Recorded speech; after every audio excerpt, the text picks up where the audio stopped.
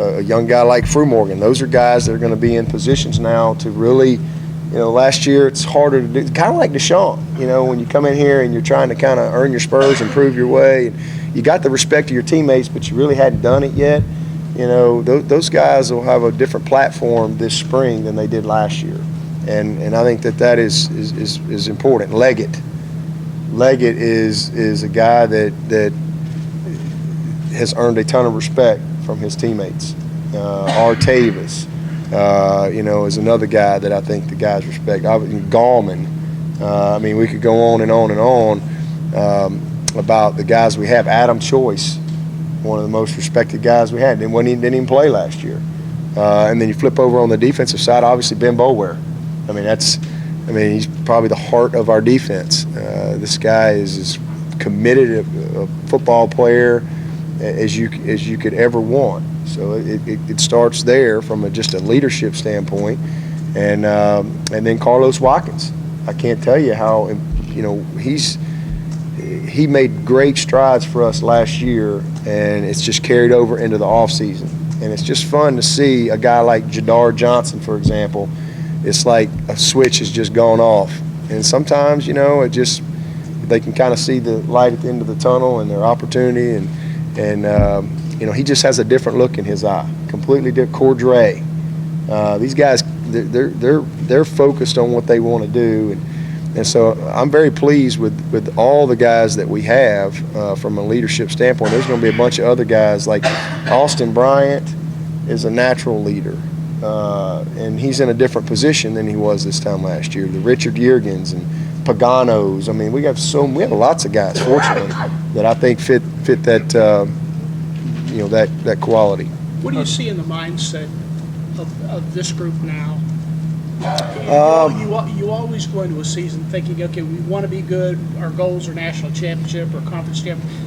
These guys sniffed it. Yeah. They know what it's like. It's got to be different. Yeah, well, it is different. I think it's one thing to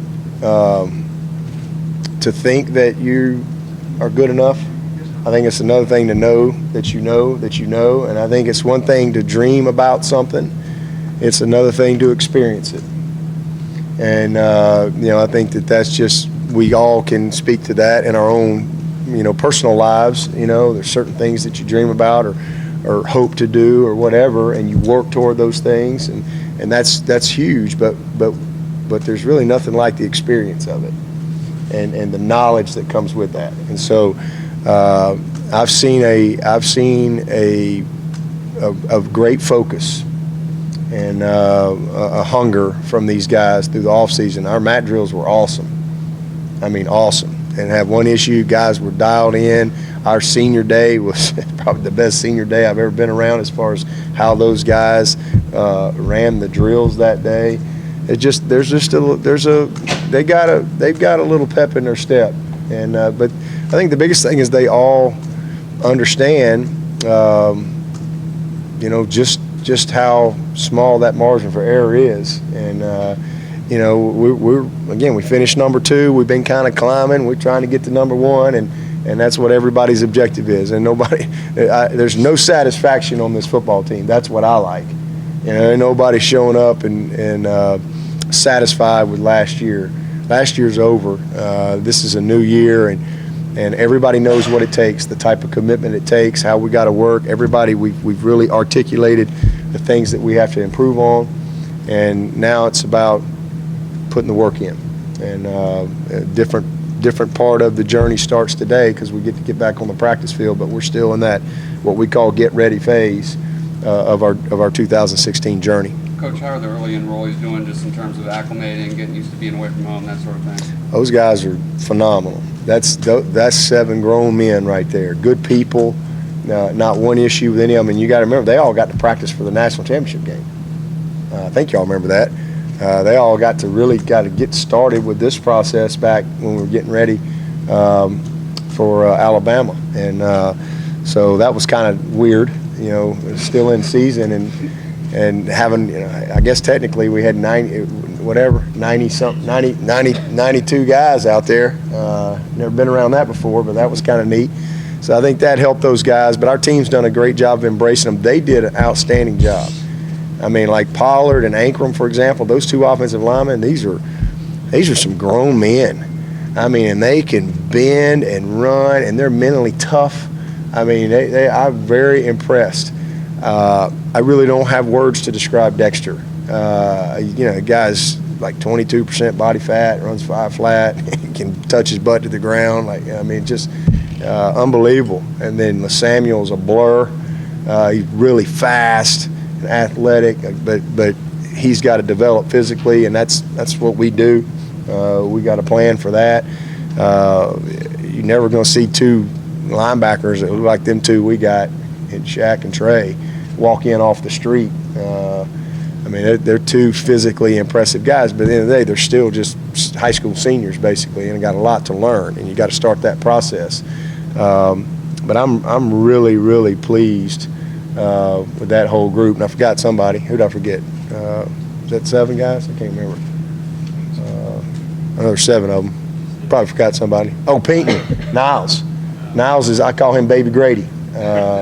He looks just like Grady Jarrett. I mean, that big old butt from behind. I mean, he's a great kid, conscientious, smart, tough, worker. It's 7 really good group of guys, 7 guys that are off to a great start. So, we'll see how they hold up throughout spring, and I'm sure somebody will hit the wall once we kind of really get this installation going as far as our systems. But so far, so good. What do you expect physically out of Mike Williams the next 6 weeks? He's going to do everything. He's going to do everything. We're just not going to tackle him to the ground. He's going to do all the one-on-ones, all the skelly, all the team pass. He's going to do everything we do. We're just not going to tackle him. So when we go scrimmage, he won't scrimmage. So he'll be in a green jersey, and I think it's going to be. He's already been. He looks great. He's doing everything, but I think with his injury and just he's cleared to do everything. If we were playing this spring, he could play, but we just want to really kind of get his confidence back where it needs to be, and when we get back in camp, he'll be full go. He's done great. Where's the court at right now? He's not where he needs to be as far as just being able to go out and practice. We got a plan for him this first part of spring. Post spring, he'll be in the dress of the day every day. He'll be full pads. He'll be in skelly. He'll be doing everything. But probably we'll handle him like Mike once we get to that second half and keep him in a green jersey. That's really the only 2 guys. Did you have any other attrition after the season? Anybody thought they? No, not that y'all don't know about. Behind Deshaun, just kind of where's Kelly and Nick kind of in that fold, and how does Tucker kind of Yeah. fit into that mix as well? Well, everybody's kind of forgotten about Tucker, but I'm anxious to see where he is. He got hurt. He went through spring last year, and then he got hurt and missed a ton of time. So obviously he was kind of a non-factor, but he's really worked hard. He's gotten in shape, and he's about 20 pounds lighter, and has kind of changed his body a little bit physically. He's always been able to sling the ball around the park. So hopefully, he'll be in a better position to compete. We'll see where he is. I think from a coaching standpoint, we're all confident in Nick as far as his ability to run our offense. But it's a whole different ball game as far as where he is competitively with Kelly. Kelly he's made great strides, and had he had to go in and be the guy last year, we would have had to kind of manage it a little bit and make sure that we do the things that he would have had a chance, that he was comfortable with, had a chance to be successful. But it'll be different. I really feel like this fall that we're going to be in a situation where if we got to play Kelly, he can win for us, whatever we need him to do. What an amazing young man! The amount of work that he's put in. He's in a different hemisphere right now from where he was this first practice last year. He has grinded and worked his tail off, and he got a little bit of experience. He's been in a whole year of game plans. This is going to be a big spring and a big summer for him. And from a confidence standpoint, I feel much better at that position, and I think we're going to have much more competitive depth there than what we had last year. So it's very healthy. Dabo, you talk about the competitive depth. Is that the case also in the secondary where, most people would look at that and say that's the area where the most questions are going to come for you guys next year? Yeah, defense in general, in that we got to play more people, and we were a little hamstrung a little bit last year, just by the nature of our personnel, if you will. But that's something we got to get that done, because that affects your chemistry, your leadership, your morale, everything, and then it affects you down the stretch. I mean, we've got to play more people defensively, and the only way you can do that is you got to get more people ready, and the best way to do that is you have that type of competition that you need. And what was a strange year for us last year in that regard, whereas the year before it was just the opposite. Wiggins back healthy? Yeah, get Wiggins back. I mean, get all those guys, everybody back in the mix, and like I said, the year before we were still a top 10 defense, but defensively it's the chemistry, it's the leadership, it's the accountability, it's that, and that a lot of that will come with that competition, and we got to get better. We did some good things, but we gave too many big plays. I mean, I think we played 980 something snaps of defense and gave up about 4,600 yards or so, but over half of that came on 71 plays, like 2,500 yards on 71 plays, and so we've got to get that fixed, and I think the best way to do that is to establish that accountability like you need it to be, and you need the competition to do that. And so I think I like where we are defensively. I like our personnel. I really do. We got a few guys that I think will be able to get in the mix when they get in here. It'll be exciting to get Xavier Kelly in here and add him into that defensive end formula. But I like the guys we have. I think we can be, really good once again. But we got a long way to go. But at safety, Corinne being down, he'll work at safety this spring. We know he can play the nickel, but we'll work him more at safety. Big spring for a lot of those guys. Van will go in as the starter. He and Jadar, and I feel really good about those two guys. Feel great about Tankersley. Tankersley and Mark Fields will kind of go in as the starter, and Baker kind of competing with those guys. And big spring for a guy like Chalmers, big spring for Carter, all those guys. Edmond, we got a good group over there.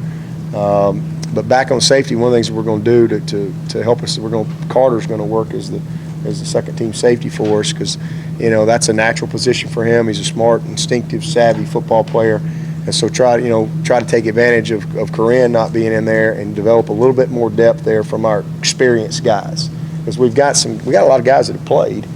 We just got to really kind of feel good about the corner position. We just got to hone in on that safety spot. And Tanner Muse, he'll be a second team guy this spring going into it, and is he going to be ready to take that step? And I saw some good strides from him in fall.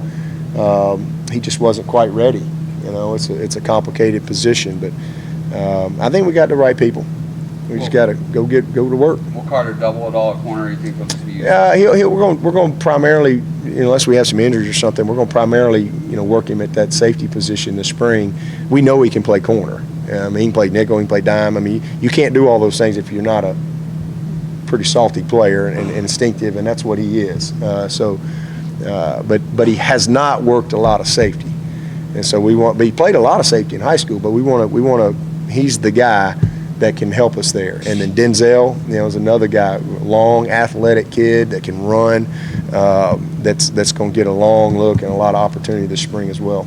You said Corinne will work at safety. Is there any chance that he would be the nickel, and who do you think would start right now? Dorian will be our starter at nickel Sam right now, and if we had to have a fifth DB type of guy, we know that Carter can go play that position, in his sleep.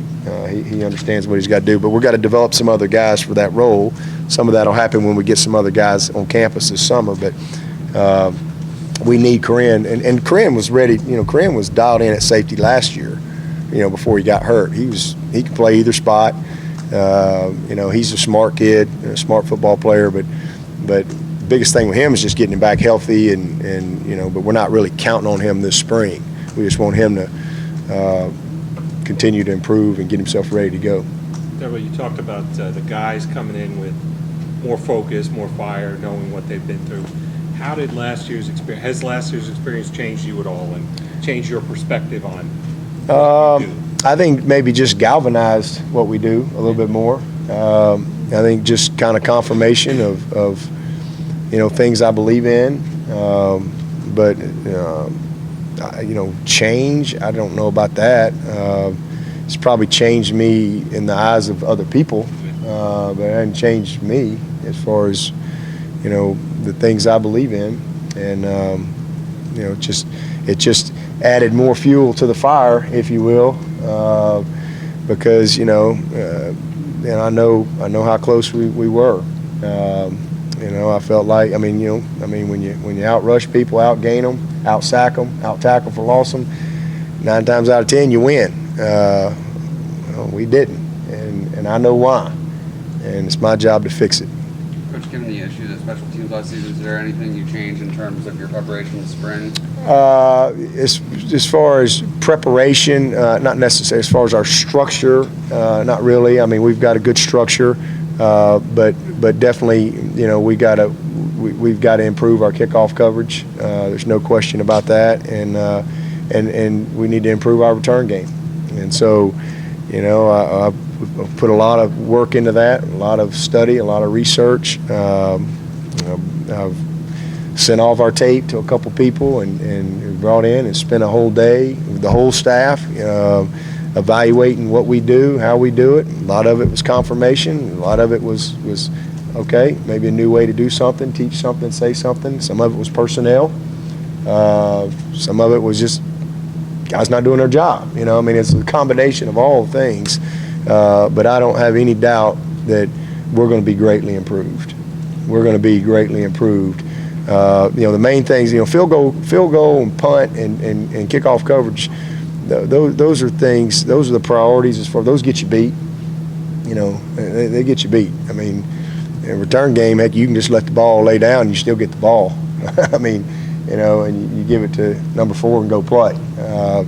But we've got to fix certain things, and we got a lot, like kickoff coverage, for example, we greatly improved. From about middle of the season, and we kind of changed some things, and we greatly improved. We got better, and the kickoff coverage, and even that, everybody talks about that. You know what? When I evaluate that, we were right where we were supposed to be. Their guy was better than our guys. It's that simple. And I don't have a problem with that. I don't have a problem with another team making a play.